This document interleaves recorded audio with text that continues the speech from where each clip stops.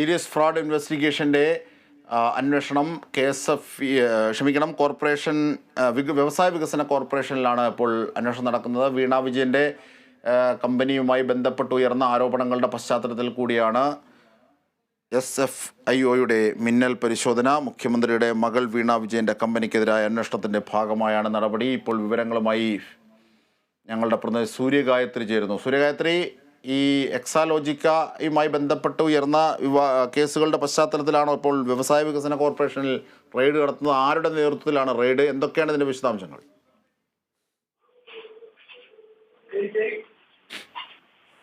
Ajimshad, KSIDC ഓഫീസിലേക്ക് SFIO ഉദ്യോഗസ്ഥർ എത്തിയിരിക്കുകയാണ്. സർക്കാരിന്റെ പൊതുമേഖലാ സ്ഥാപനത്തിലുള്ള SFIOയുടെ പരിശോധനയാണ് നടക്കുന്നത്. CMRL ഓഹരി വിപണിയുമായി KSIDCക്ക് നേരത്തെ ബന്ധമുണ്ടെന്ന് വന്നിരുന്നു. അതിന്റെ അടിസ്ഥാനത്തിലാണ് ഇപ്പോൾ SFIO തിരുവനന്തപുരത്ത് KSIDCയുടെ ഓഫീസിലേക്ക്, പൊതുമേഖലാ സ്ഥാപനത്തിലേക്ക് അന്വേഷണവുമായി എത്തിയിരിക്കുന്നത്. ഈ ഒരു KSIDC ഓഫീസിലേക്ക് SFIOയുടെ അന്വേഷണം കടക്കുമ്പോൾ അത് കേരള സർക്കാരിനും അതുപോലെ തന്നെ മുഖ്യമന്ത്രിക്കും എതിരെയുള്ള ഒരു അന്വേഷണവും പരിശോധനയായി കൂടി കണക്കാക്കേണ്ടതുണ്ട്. അതേസമയം തന്നെ വീണ വിജയന്റെ കമ്പനിക്കെതിരായി SFIO അന്വേഷണത്തിനെതിരെ KSIDC ഹൈക്കോടതിയിൽ പോയിരുന്നു. KSIDCയിലെ SFIO അന്വേഷണ നടപടികൾ സ്റ്റേ ചെയ്യണമെന്ന ആവശ്യമാണ് ഉന്നയിച്ചത്.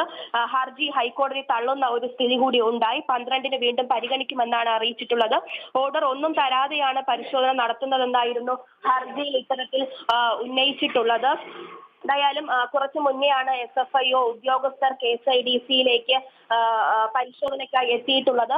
ഇപ്പോഴും KSIDC സ്ഥാപനത്തിന് ഉള്ളിൽ SFIO ഉദ്യോഗസ്ഥർ പരിശോധനകൾ തുടരുകയാണ്. ഈ പരിശോധനകൾക്ക് ശേഷമായിരിക്കും എന്തൊക്കെയാണ് ബാക്കി കാര്യങ്ങളെന്ന് വ്യക്തമാകുകയുള്ളൂ. അജിംഷാദ്, ശരി. സൂര്യഗായത്രിയാണ് വിശദാംശങ്ങൾ നൽകിയത്. എക്സാലോജിക്കുമായി ബന്ധപ്പെട്ട പണമിടപാട്, അതായത് മാസപ്പടി വിവാദം ഉയർന്ന പശ്ചാത്തലത്തിൽ സീരീസ് ഫ്രോഡ് ഇൻവെസ്റ്റിഗേഷൻ നടത്തുന്ന അന്വേഷണത്തിൻ്റെ ഭാഗമായാണ് ഇപ്പോൾ റെയ്ഡ് നടക്കുന്നത്. വ്യവസായ വികസന കോർപ്പറേഷൻ്റെ ഓഫീസിലാണ് ഇപ്പോൾ റെയ്ഡ് നടക്കുന്നത്. ഇതിൻ്റെ വിശദാംശങ്ങളാണ് ഞങ്ങളുടെ പ്രതിനിധി സൂര്യഗായത്രി നൽകിയത്.